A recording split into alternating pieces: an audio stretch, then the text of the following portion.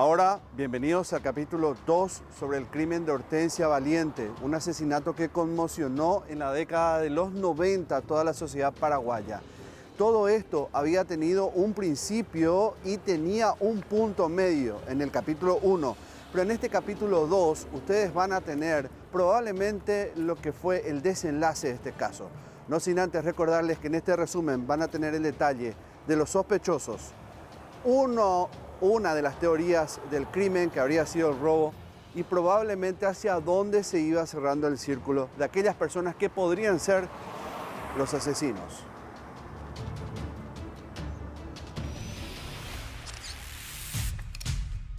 Resumen del programa anterior. En el primer capítulo de esta intrigante historia, nos sumergimos en el impactante descubrimiento del asesinato de Hortensia Valiente, una destacada empresaria de Asunción. La escena del crimen se presentó inicialmente como un robo, pero conforme avanzaban las investigaciones, se revelaron detalles enredados que desafían las primeras impresiones. El mayordomo Victoriano Mancuello y el hijo de Hortensia, Tito Turcheto, brindaron testimonios que no cerraban para los investigadores. Se descubrió que la llave de la habitación de la empresaria había desaparecido, generando sospechas adicionales. La contaminación de la escena del crimen, con las manos del mayordomo y el hijo manchadas en sangre, complicaban aún más la investigación. La ausencia de la empleada doméstica al momento del crimen y la aparición inesperada del chofer añadieron capas adicionales al misterio en torno a Hortensia. Las pruebas de parafina y otros elementos recopilados prometían arrojar luz sobre el enigma, pero también complicarían la resolución del caso. En el intrigante primer capítulo establecieron las primeras piezas del rompecabezas, introduciendo a los personajes clave y revelando una trama de sospechas, secretos y detalles enigmáticos. La incertidumbre se cierne sobre el destino de Hortensia Valiente. Dejó a la comunidad asuncena ansiosa por desentrañar los enigmas que aguardaban la resolución de este caso.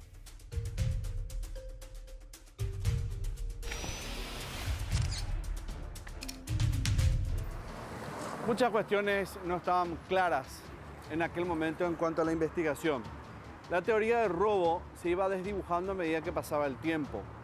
Es que, como les dije, resultaba difícil creer que alguien podía ingresar a tanta altura por ese árbol de sombrillas, meterse al balcón, sortear también la ventana, que si bien era el menor de los obstáculos, y meterse dentro de la casa de Hortensia sin que ella pueda siquiera pedir socorro, auxilio. Y nada más en la casa, a propósito, un detalle no menor, se encontraba violentada. No se había forzado nada. ¿Qué se puede concluir en este sentido? Que el círculo de sospechosos tendría que apuntarse a otro lado. Tenía que orientarse hacia alguien que tuviera acceso a la casa de alguna manera. Acceso, podríamos decir, activo, de alguien que sí era contratado, una persona fiel a los servicios de Hortensia, de su extrema confianza, o alguien que tuvo acceso indebido a la casa de alguna manera, pero era un acceso legal. Ejemplo, una llave perdida, el robo de una llave. Estoy haciendo especulaciones con respecto a lo que pudo haber ocurrido. Es que en esa danza de especulaciones estaban todos. Muy poca credibilidad en la teoría del robo. Estaba el Centro de Investigaciones Judiciales, o la Policía Judicial, como también llamaban así, investigando también un tanto de manera estéril lo que se tenía en torno a esa teoría. El tiempo era importante, porque no solo se iban perdiendo pistas y rastros de lo que había sucedido en aquel momento, sino que también el asesino o los asesinos iban ganando terreno para poder quedar olvidados en la historia.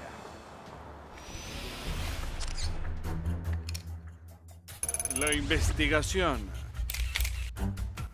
En la segunda semana de la investigación del asesinato de Hortensia Valiente, La escena del crimen se convirtió en un punto de constante actividad con la llegada regular de agentes policiales y judiciales. A 4 días del trágico suceso, se filtró de manera extraoficial que 2 personas del círculo cercano de la víctima habían dado positivo a la prueba de parafina, además de la propia Hortensia.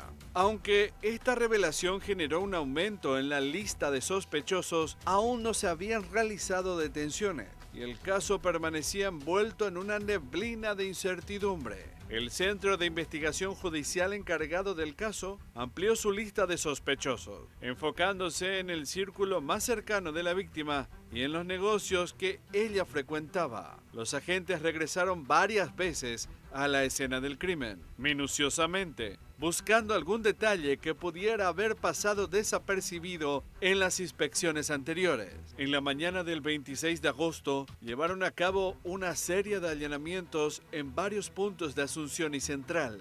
El fiscal Marcos Alcaraz y el juez del crimen Arnulfo Arias dirigieron las acciones, realizando registros en las viviendas del mayordomo Victoriano Ismael Mancuello Miers, en Villalles, del chofer Luciano Jiménez, en el barrio Molino de Luque y en un inmueble familiar llamado Renatos Rich, perteneciente a uno de los hijos de Hortensia, Ricardo Turcheto Valiente, ubicado también en la ciudad de Luque.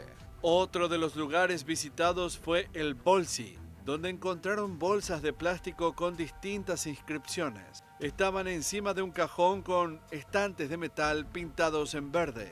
El hermetismo de los investigadores y principalmente del juez Arias era a veces interpretado como un excesivo secretismo.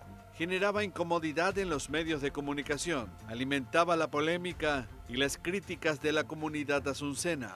El juez Arias tenía como objetivo principal encontrar el arma homicida, un revólver calibre 22 milímetros que aún permanecía desaparecido, sumiéndose en el misterio que rodeaba el caso. Con una gran cantidad de sospechosos, pero ninguna prueba certera, el juez ordenó que ninguno de los presuntos implicados saliera del país, mientras que 3 de ellos, los más acorralados por la investigación, acabarían detenidos 6 días después del crimen. El velo de incertidumbre que cubría el caso de Hortensia Valiente persistía, manteniendo a la ciudad en vilo y a la justicia en una carrera contra reloj para desentrañar la verdad detrás del crimen que había conmocionado a la capital. Pero ese fue un caso de terror, un caso, te repito, que no se investigó y bueno. Y aquí tal vez venga la parte más importante de la historia, una de las partes más importantes de la historia, porque la escena que les señalé en un principio, la escena del crimen, probablemente no era esa. Y hablamos del cuarto donde dormía habitualmente Hortensia Valiente, a donde habría ido aquella noche después de dejar estacionado su vehículo en la cochera. ¿Se acuerdan que les conté que atravesó toda la casa hasta llegar a la última habitación que está más o menos ahí en la esquina? Bueno, no habría sido aparentemente ese el lugar donde la mataron. Es que después de algunas pesquisas habrían encontrado algunos rastros de plomo incrustados en la pared de un cuarto contiguo a esa habitación. Un cuarto antes, un cuarto intermedio. Eso le hizo presumir a los investigadores de que estaban ante un nuevo escenario.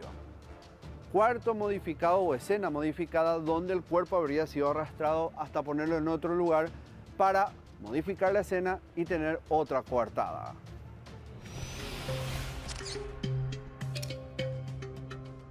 El misterio del cuarto. Al principio, el enigma del asesinato de Hortensia Valiente parecía claro. La escena del crimen se ubicaba en su habitación, donde se presumía que el asesino la había acechado en la oscuridad. Sin embargo, una nueva inspección en la vivienda, autorizada por orden judicial, reveló una verdad inesperada. Contrario a lo que se creía, Hortensia no llegó a su dormitorio aquella fatídica noche. El crimen, aparentemente, tuvo lugar en una salita, sugiriendo que la víctima no fue atacada por sorpresa. Los investigadores teorizaban que su muerte fue precedida por una discusión con el verdugo. El descubrimiento de pequeñas gotas de sangre en una alfombra y en un almohadón, todas coincidentes con el tipo de sangre de Hortensia, confirmó el nuevo escenario del crimen. Además, en la sala contigua a la habitación, se hallaron múltiples impactos de bala, indicando una confrontación violenta. Uno de los disparos había alcanzado la puerta corrediza y la pared, sumando un total de 5 impactos en esa área. Nosotros trabajamos con el Centro de Investigación Judicial, ¿verdad? O sea, la Fiscalía. En ese entonces, el Centro de Investigación Judicial, creo, estaba trabajando muy bien con la Fiscalía, ¿verdad? Bueno, se hizo un allanamiento del lugar, de la casa, completo, ¿verdad? Y cuando se hizo la inspección de la parte del primer piso de la casa, se ingresó al dormitorio donde supuestamente se había suicidado o le habían matado a doña Hortensia, quien fue encontrada en su cama, ¿verdad? Pero había una salita al lado y se revisó. Y recuerdo también que se levantaron los almohadones y se encuentran rastros de sangre en una de las partes del sofá grande, ¿verdad? También había rastros de disparo por las puertas. Y eso se hizo estudiar y efectivamente correspondía la sangre encontrada en la salita a doña Hortensia, lo cual demuestra que a ella le dispararon no en su dormitorio, sino que fue trasladada de esa salita a su dormitorio donde fue encontrada. Una semana después del crimen, los detalles de la autopsia revelaron que la bala que acabó con la vida de Hortensia fue percutida desde atrás, sugiriendo la posible participación de 2 personas en el asesinato. La hora estimada de la muerte fue alrededor de la 1 de la madrugada. La hipótesis de la implicación de 2 personas en el crimen abrió nuevas líneas de investigación. Se sospechaba que, después de cometer el asesinato, los culpables trasladaron el cuerpo hasta su habitación para confundir las circunstancias del crimen y generar desorden en la escena. Todo en un intento por encubrir su responsabilidad en el horrendo acto. De la salita, aparentemente ahí se le mató porque no hay sentencia, ¿verdad? Se le mueve al dormitorio y se llavea a la puerta de su dormitorio. Pero había un ventanal que estaba semiabierto y por ahí se pudo ingresar. O salir. Esa es la puerta que se utilizó para trasladar el categórico, trasladar el cadáver de la pieza de al lado al dormitorio, categórico. Eso no hay sentencia, pero es lo que yo puedo decir, lo que yo vi en la inspección que se hizo con el Centro de Investigación Judicial. En la sala estaba la caja fuerte, donde Hortensia guardó 22 días antes de su muerte una fuerte cantidad de dinero, producto de la venta de un departamento en los Estados Unidos, país hasta donde viajó para realizar la transacción. En esa parte del mundo, Tito, su hijo, vivió durante 10 años y allí era propietario de un restaurante denominado Rodeo Grill.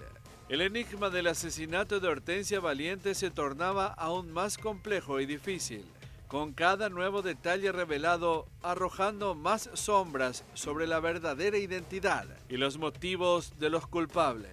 La búsqueda de la justicia se adentraba en un terreno cada vez más oscuro, mientras la ciudad permanecía sumida en una incertidumbre y en el misterio.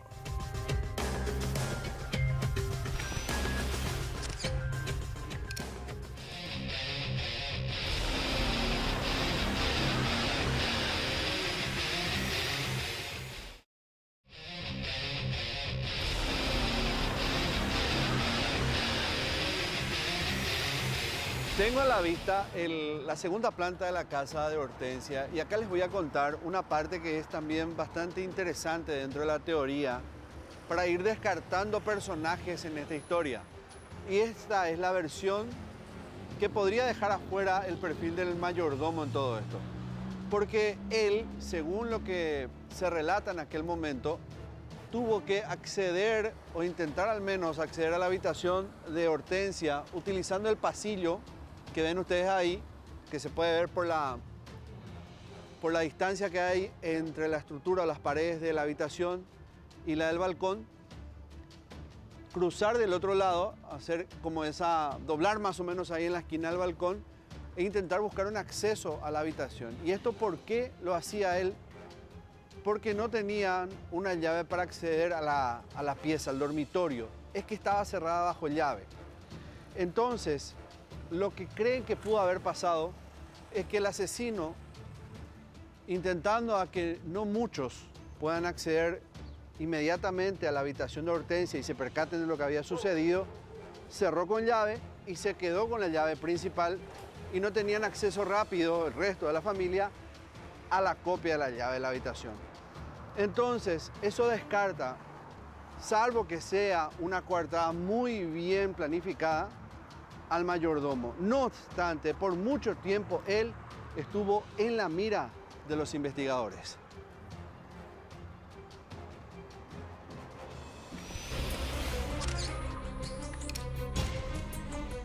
El mayordomo.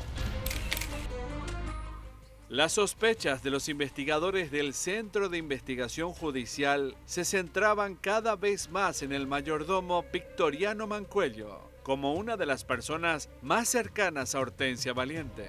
Como su hombre de confianza durante 27 años, Victoriano había sido testigo de los inconvenientes de la vida de la empresaria, lo que lo convertía en un candidato clave en la investigación. A su lado, la empleada Sebastiana Cáceres, con 32 años de servicio, también estaba bajo el escrutinio de la justicia. En la residencia de Victoriano, ubicada en la ciudad de Villalles, los investigadores se toparon con un hallazgo sorprendente. Una caja que albergaba 150 cartuchos calibre 22 milímetros. Este descubrimiento añadía un giro inesperado a la investigación, sugiriendo una posible conexión entre el mayordomo y el arma homicida. Victoriano fue uno de los primeros en ser detenido. Su relación cercana con la víctima y la presencia de los cartuchos levantaban sospechas sobre su posible implicancia en el crimen. Sin embargo, la confusión se acrecentaba cuando se encontró una cédula de identidad en la escena del crimen. Pertenecía a un hombre cercano al mayordomo. También se trató de vincular poniendo la cédula de identidad de ese señor, pero nada no se robó. Nada no se robó. Y esa cédula de identidad fue tirada. Imagínate, un señor de 80 años más o menos era la cédula. Para entrar a la casa de doña Hortensia tenías que trepar una muralla altísima. No sé, solamente un Batman, un Superman, pues ni mi nieto no va a subir eso habiendo guardia, porque en la pérgola había guardia. O sea, fue un caso feo, llevado mal, en combinación la justicia con la querella. Mal llevado. La misma querella quiso tapar en vez de investigar. Para mí es eso, ¿verdad? Muchas cosas se quisieron involucrar. Quiso involucrar a una mujer también porque el arma era pequeña, pero no, quedó ahí. Fueron tan, no sé, para tapar la muerte de una mujer así, tiraron una cédula de identidad de supuestamente un señor muy mayor que supuestamente era el amante del mayordomo, para tratar de involucrarle a ese pobre señor que no tenía nada que ver y que uno de los hijos le tenía como, no sé, según la declaración de todos. Y hasta ahí llegó. Todo se acabó. El silencio reina. Opa. Terminó. Nunca se supo ni nunca se quiso saber quién le mató. Pero yo sí sé. Pero no puedo decir porque no hay una sentencia. Este hecho sembraba dudas en los agentes de justicia, quienes se preguntaron si Victoriano era cómplice o el principal sospechoso del asesinato. El caso se sumía en una intriga cada vez más profunda. con cada nuevo detalle descubierto, añadiendo más capas de complejidad al enigma del asesinato de Hortensia Valiente. Las autoridades se encontraban en una encrucijada, tratando de discernir la verdad entre las sombras de la sospecha y la incertidumbre. La figura del mayordomo emergía como un punto focal en la investigación, con su destino pendiendo de un hilo, mientras la verdad aguardaba en la oscuridad, esperando ser revelada.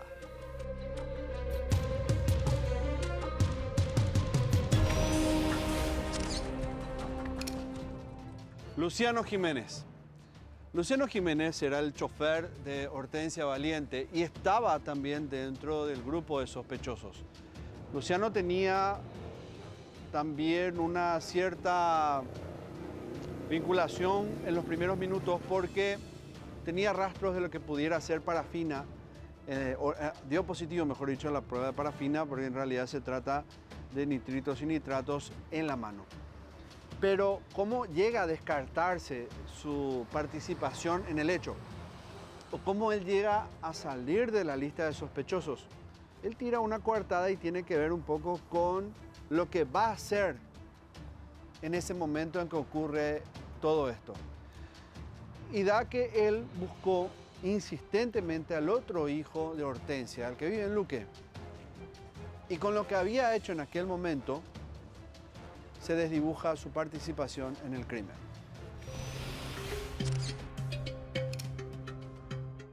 El chofer.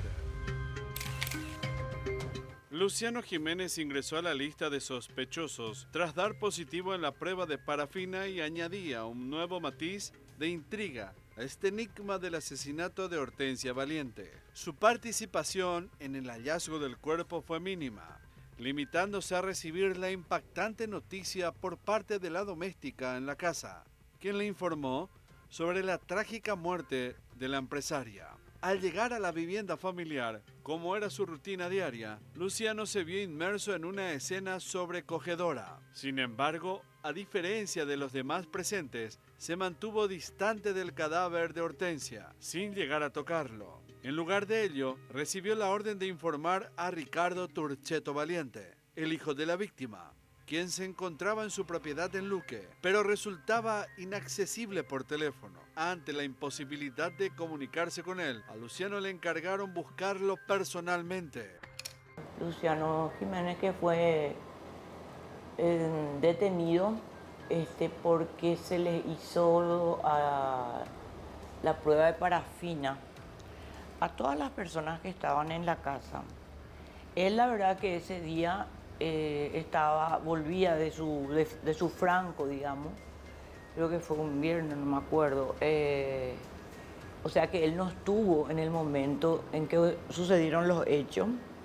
Él llega a las 7 de la mañana, conforme a los testimonios del expediente, y la empleada le comenta que doña Hortensia estaba muerta. Como no podían comunicarse, no sé, creo que ya había celular, pero no podían comunicarse con el otro hijo, con Ricardo. Alguien, no sé si habrá sido Tito o alguna de las hermanas, le dice a mi defendido que vaya hasta Luque a comunicarle al otro hijo de doña Hortensia que no estaba atendiendo el teléfono, a Zárate Isla justamente. Y él va y a la avenida él tiene un percance porque había quedado sin batería el auto. Y él arregla todo, toca, etcétera, etcétera, lo cual después demostramos que eso es lo que produce los mismos rastros de nitritos y nitratos que aparecieron en sus manos, en su piel, ¿verdad? Lo cual también fue uno de los elementos utilizados para su libertad. Eso es lo que te puedo decir. Yo demostré que él no tuvo nada que ver, él no estuvo, y que, te repito, el tema de los rastros aparecidos en sus manos fueron debido a ese percance con el vehículo. Llamado a declarar por el juez Arias, Luciano negó rotundamente su implicación en el crimen y se mantuvo hermético sobre cualquier detalle relacionado con la relación entre Hortensia y sus hijos. Su negativa a discutir este aspecto alimentaban aún más las sospechas en torno a su posible participación en el homicidio, añadiendo un elemento más de incertidumbre al caso. Le adoraba a Doña Hortensia, le quería muchísimo porque era su jefa hacía años. Es más, él era un señor muy especial. Él en ningún momento me salió y me dijo, le habrá matado fulano, no. Él tenía siempre sus reservas. Todo lo que yo sé de las peleas que había, porque en toda familia hay peleas, yo no supe a través de Luciano, la supe a través de testigos que me decían, yo te cuento eso, pero en el juzgado no voy a poder contar. Él no era una persona que acusaba, no, ese habrá sido, no. Era muy especial el señor y le amaba realmente. Todos los empleados de Doña Hortensia le querían con todo el carácter que tenía porque era muy comprensiva y por eso estaba tantos años. No de balde uno está siglos con una persona, ¿verdad? Es porque era una buena mujer. Doña Hortensia tenía un aprecio y un trato muy especial hacia sus empleados. Por eso la querían, ¿verdad? Porque algunos dicen que tenía muy mal carácter la señora Hortensia, pero sin embargo él la describía como una persona excepcional.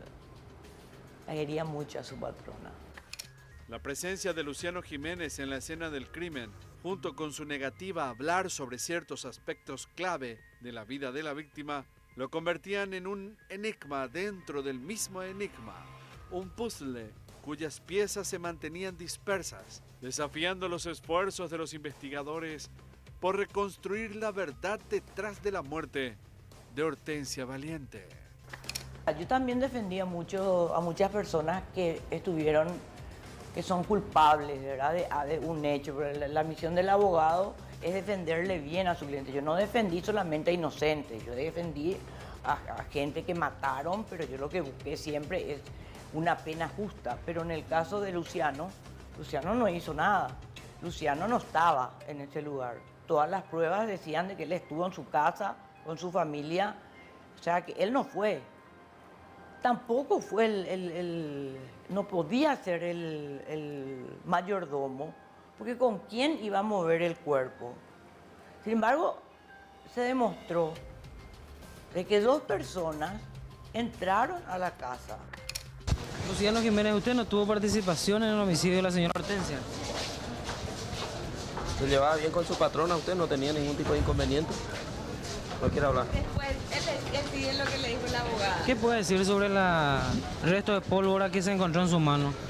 ¿Vos te considerás inocente, Luciano Jiménez? Por supuesto. No cometiste ningún crimen. ¿Qué crimen voy a cometer yo?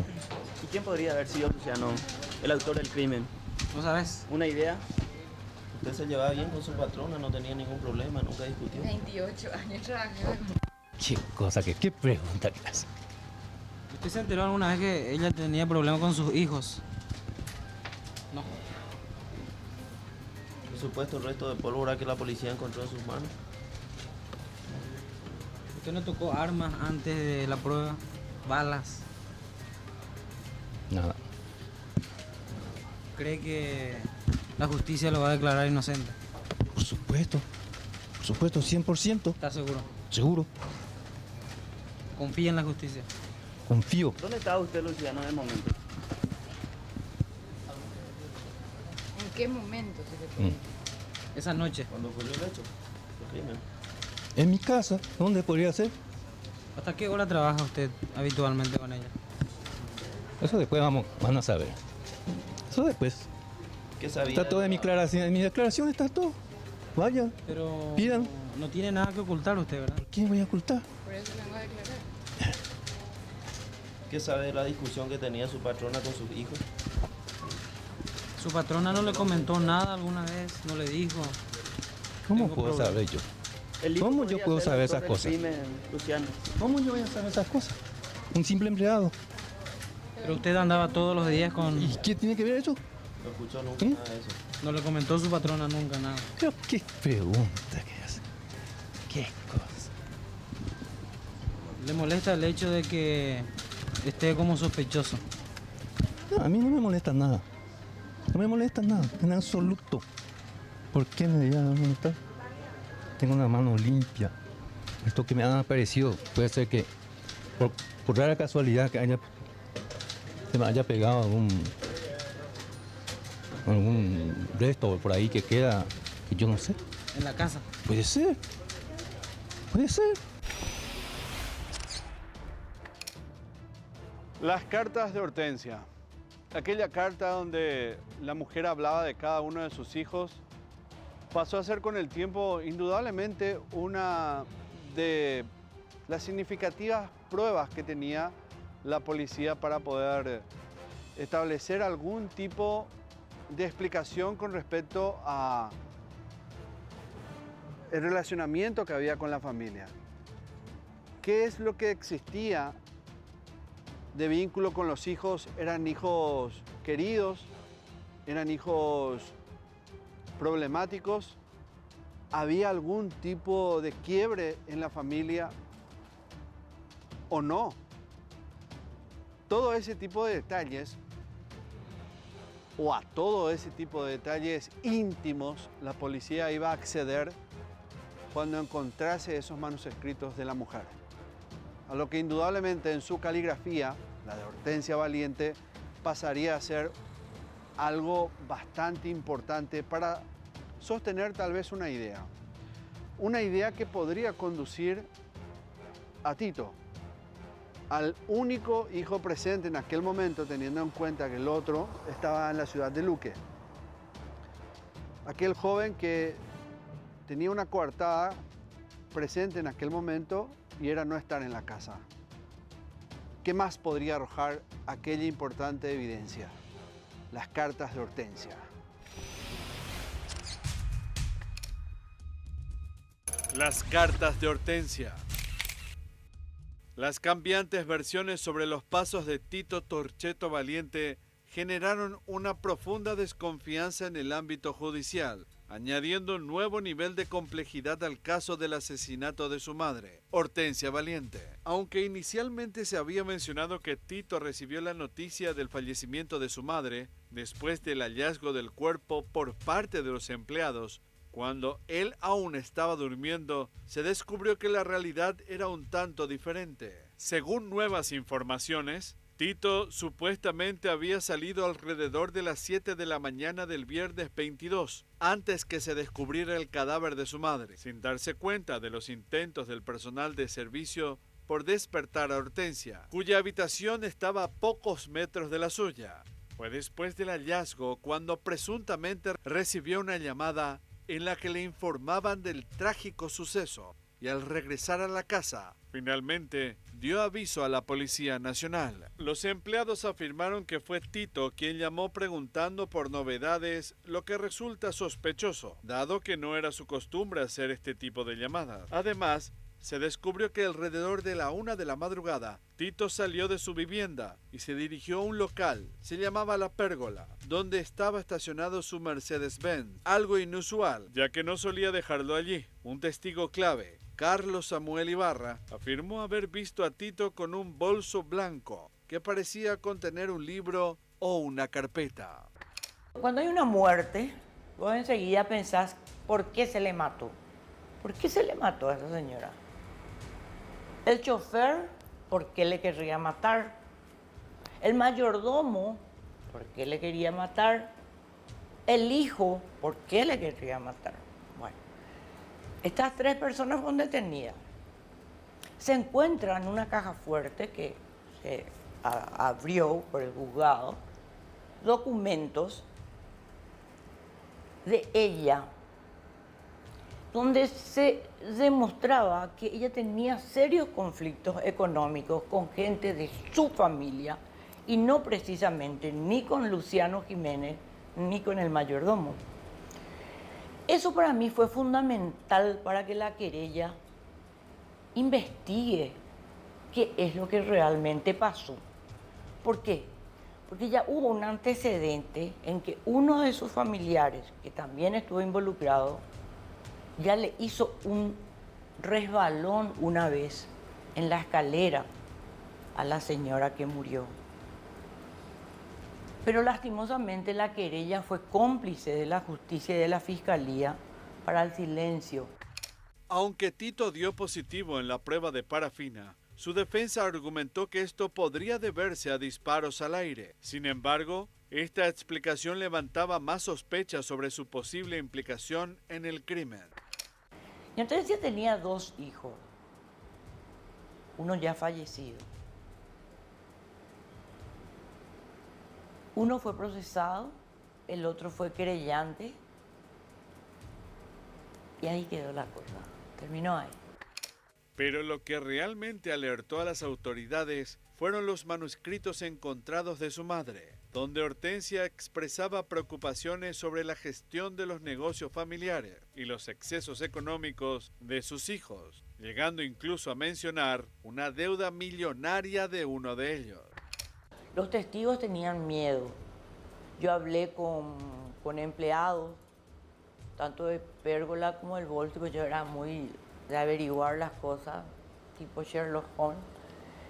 Y ellos te hablaban de cosas muy fuertes, de antecedentes muy fuertes, pero solamente con relación a un familiar, no con el mayordomo ni con el antiguo chofer de doña Hortensia. Lastimosamente, este caso desde un comienzo no fue bien investigado. La misma querella, que me gustaría que le preguntes, no tenía mucho interés de saber la verdad real. Se encontraron cartas, se encontraron documentos que el mismo juez de la época me apercibió porque yo di lugar a que la prensa tenga acceso. Pero nada fue válido. Simplemente se hizo una investigación aparente de todo. Ricardo, el hermano de Tito, negó que estas cartas proporcionaran algún motivo para el crimen. Insistió en que los investigadores se concentren en encontrar al responsable del asesinato de su madre. Sin embargo, la revelación de estos documentos añadió un nuevo giro a la investigación, profundizando aún más en la compleja relación entre los hijos de Hortensia y el trágico desenlace de su vida. Finalmente le recusaste al juez. Sí, le recusé al juez. ¿Qué fue lo que te llevó a...? Porque por su parcialidad. Porque si la querella, lo que pasa es que fue, en esa época era con el código anterior. El juez tenía una potestad inmensa, no todavía en vigencia, era, a ver, por la tapa del sumario, si estoy diciendo bien. Era juez y parte. ¿Mm? Era juez y parte. Si no, era como ahora que la fiscalía era la que investigaba directamente y era el dueño de la acción penal. El juez tenía mucha potestad en el sumario. Y bueno, el juez a mí me pareció, imagínate que me apercibe porque supuestamente yo doy información a la prensa acerca de documentaciones que se encontraron. Lo único que podía era recusarle porque estaba jugando en contra de mi defendido. Y todos sabíamos, o sea, yo presentaba pruebas como si fuera querellante y mi papel era ser defensor. Y le recusé, me apercibió, pero en la corte borraron otra vez ese antecedente.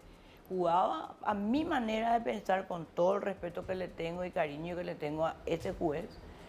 Estuvo mal, no le importó la investigación.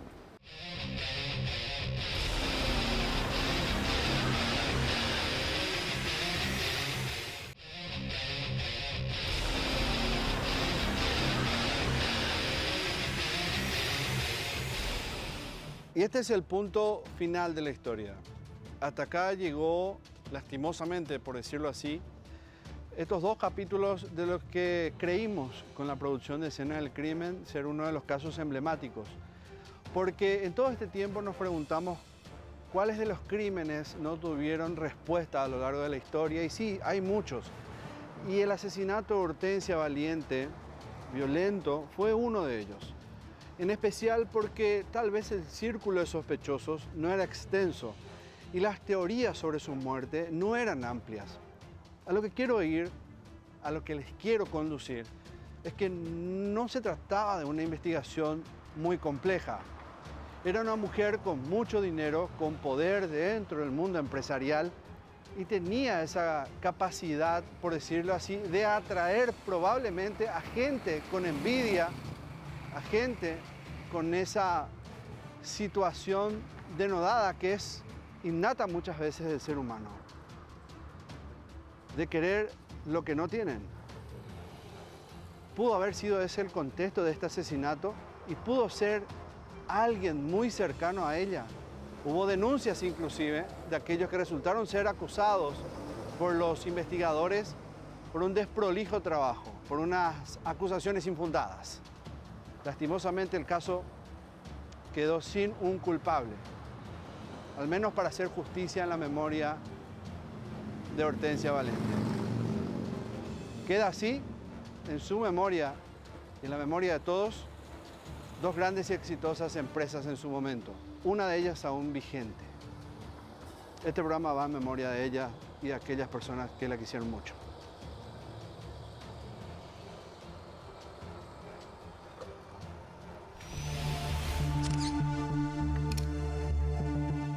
Denuncia y negligencia. Después de una investigación larga y compleja, lo único que se pudo concluir sobre la muerte de Hortensia Valiente fue que se trató de un robo que lamentablemente acabó en tragedia.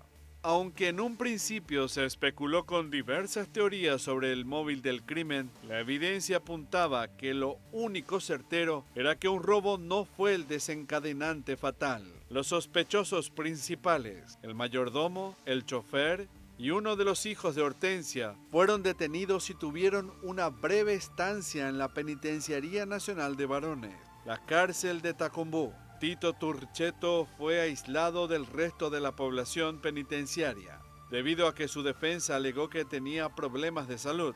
Lo ubicaron en el sector de los banqueros Pedro Aguilera y José Domingo Era, directivos de Ahorros Paraguayos, presos en aquel tiempo en la cárcel capitalina. Los otros dos encarcelados fueron colocados juntos con los presos comunes. Sin embargo, los tres acabaron abandonando la cárcel tras ser desvinculados de la causa.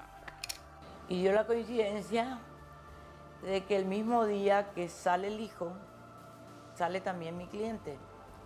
Porque yo actuaba medio como querellante. Yo quería saber la verdad, pero yo estaba segura que mi cliente era inocente. Estaba segurísima.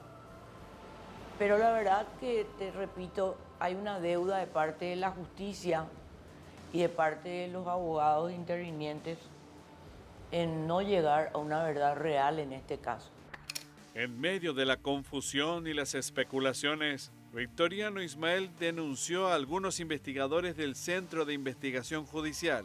Alegó conducta inapropiada durante el interrogatorio. Sin embargo, muchas incógnitas quedaron sin respuesta. La llave de la habitación de Hortensia nunca fue encontrada y hubo irregularidades en la forma en que se manejaron ciertos aspectos de la investigación. Otro punto llamativo y que representó también una gran negligencia en la investigación fue que uno de los funcionarios del Centro de Investigación Judicial de apellido Ibarra Colmán se contactó con la esposa de Tito Antonio Turcheto y le avisó sobre el allanamiento del 26 de agosto en un establecimiento de la familia. El funcionario fue apartado luego de confirmarse esta situación. Con el paso de los años, el caso de la muerte de Hortensia Valiente cayó en el olvido y todas las publicaciones relacionadas con el caso fueron borradas de internet. Y es una lástima que se haya borrado incluso de Google y también de que se haya inventado otra historia de que ella supuestamente tenía una relación con el narcotráfico, etcétera, etcétera, lo cual no es cierto. A ella la mataron, pero nunca tuvo ni la justicia, ni la fiscalía, ni la querella la intención de demostrar al Paraguay quién fue el culpable. Yo sé quién fue el culpable, pero no puedo decir porque no hay una sentencia. Además, aclaro que varias veces fui amenazada, pero no es el primer caso que me amenazan. Y la persona que le mató vive todavía. Tanto el fiscal Marcos Alcaraz como el juez Arnulfo Arias optaron por no dar detalles sobre el caso, manteniendo una mano de secreto sobre los eventos que rodearon la trágica muerte de esta empresaria. Pero un caso que, te repito, no sé cómo pueden dormir bien los jueces y fiscales que estuvieron en esa causa y los estuvieron como querellantes, porque la muerte de una madre hay que investigar. Y la querella, que estaba el hijo como querellante, no tuvo esa intención de averiguar quién le mató a esa señora. No quiero juzgar, pero si yo fuera la querellante, no terminaría así el caso. Cualquiera querría saber quién le mató a su mamá. Totalmente. Totalmente. Salvo que vos hayas sido el que le mataste. La justicia tiene una deuda grave, porque matarle a una madre, abuela, no es macana. No porque sea ña Hortensia Valiente, la dueña del bolso y de la pérgola. Cualquier mamá, cualquier abuela, no sé, como yo soy huérfana, pienso que me iría hasta el fondo para averiguar quién y cómo le mató a mi mamá. Así de sencillo es. Demasiados indicios para que la querella llegue a concluir quién y cómo le mataron a la Hortensia. Pero lo que pasa es que nunca hubo intención.